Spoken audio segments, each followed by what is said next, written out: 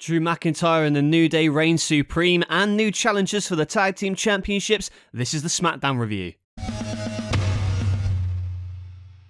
Hello everyone, welcome to the SmackDown review by NLW Figs. Today we're going to be reviewing SmackDown from last night. We saw a big main event with the Brutes versus the New Day and their mystery partner, plus the Usos found out who would be the next team to go after their Tag Team Championships. But before we get into the review, make sure you like the video if you enjoy and subscribe to NLW Figs for more wrestling figure content, and comment down below what you thought of SmackDown. So without further ado, let's get into it. So we kick off the show with the Usos in the ring. They're talking about winning the Tag Team Championships last week and also taking care of Riddle and Randy Orton. And, you know, they're cutting a fiery babyface promo, you know, kind of alluding to thanking the fans until they're like, psych, you know. But this was a good promo, really kind of cemented them as heels in the tag team division. But one man who wasn't happy with what the Usos had to say was Shinsuke Nakamura. Nakamura coming out and basically making a challenge for a match, and the Usos were saying, yo, we've already taken care of Rick Boogs.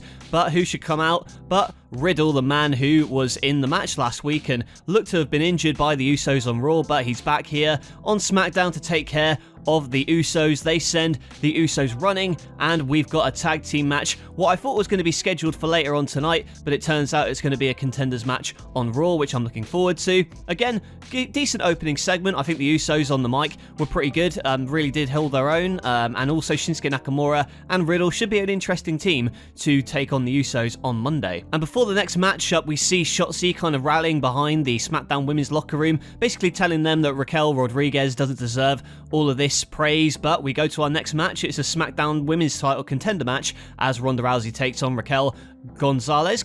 No, Rodriguez. I'm still getting used to that name change, but the matchup itself doesn't actually last too long because Shayna Baszler and Natalya took what Shotzi said to heart, and they come out and attack Rousey and Raquel, but we actually have a tag team match, which, I don't know, it's not really something that I wanted to see. I was more interested in the singles match between Raquel and Ronda, but it is what it is. So Natalya and Shayna are taking the fight to the two women, but we noticed that Shayna and Ronda really don't interact with each other at all in this matchup, apart from one moment in the match where they have like a kind of a mini stare down. It looks like they might be about to fight, but Natalya stops it.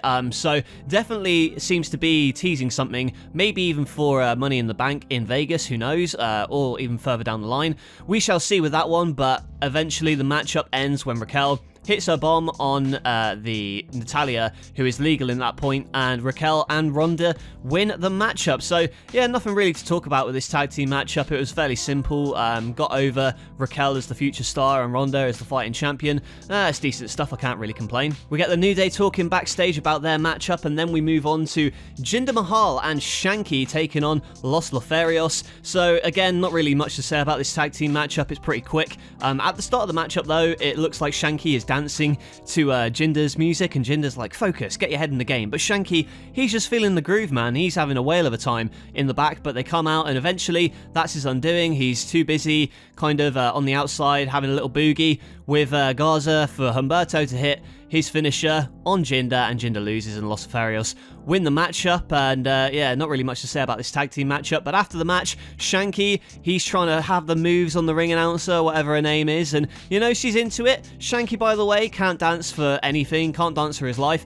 Maybe that'll change, who knows, but dude doesn't really have that much rhythm. Not that I'm one to talk, but he looks like me drunk on a Saturday night, so you know, it is what it is. He's having a good time though, Shanky. Very weird angle, but again, like, it's a nothing angle really. We get Max Dupree talking to Adam Pearce backstage when he's saying that basically he is signed and he's going to have some clients coming in. So yeah, hoping to see good things from Max Dupree moving forward. We got a segment for the KO show. Interesting to see KO back on SmackDown tonight. He's furious with Elias, and he promised to have a member of the Bloodline out here, and the commentary's like, oh, is it going to be the Usos, Heyman, maybe Reigns? No, it's Sami Zayn, the unofficial member of the Bloodline. They hug, and this is a really good segment. This is probably my favourite part of the night.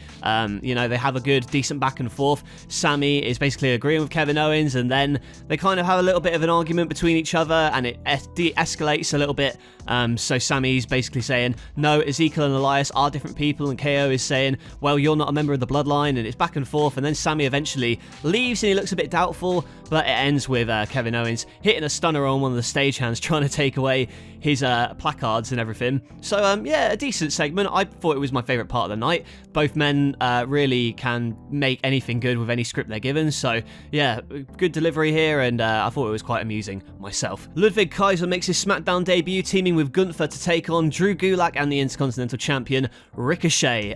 This matchup is fine for what it is. It's not exactly a squash, you know. Ludwig, he's kind of taking control on Drew Gulak. Gulak's not really getting any offense in until Ricochet makes the tag. He's running wild, and on, you know, Ludwig, Gunther seems to be just hanging out on the apron, although he does get a couple of chops in here and there. So Ricochet's got Ludwig up, but then eventually I think it's a Gulak who gets caught by Gunther, and the win goes to the German-Austrian combo for those two. So they win the matchup, and afterwards Ricochet's checking on Gulak like he did last week, only this time Gunther boots Ricochet right in the face, so continuing that rivalry on.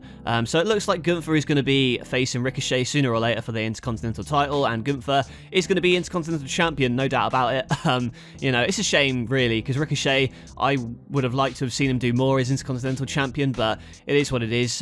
Hopefully Walter, or Gunther as they call him, has a fruitful reign as champion.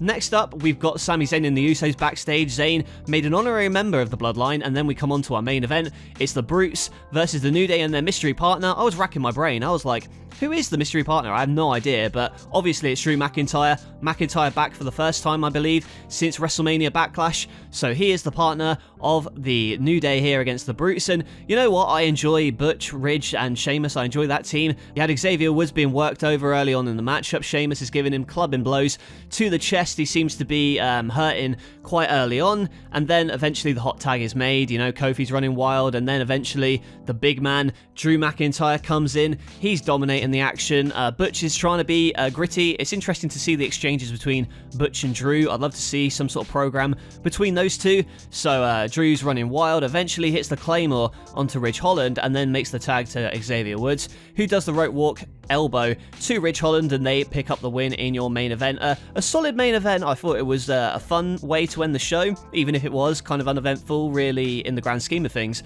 But you know, sometimes a fun match is all you can really ask for, and I'm not going to complain too much about that. Drew McIntyre though seems to be in a holding pattern again. I don't know where he's going to go from here, considering he's, you know, not challenging for the title at this point in time. Maybe he'll go into a feud with Sheamus, and that kind of faction. I think that would be interesting to see, although we may have already seen it last year. It could be interesting with the added factors of Ridge and Butch at ringside. But yeah, fun main event. So overall, this episode of SmackDown, really uneventful in the grand scheme of things. Like, I wouldn't say it was boring per se, but there were definitely a lot of segments that didn't need to happen.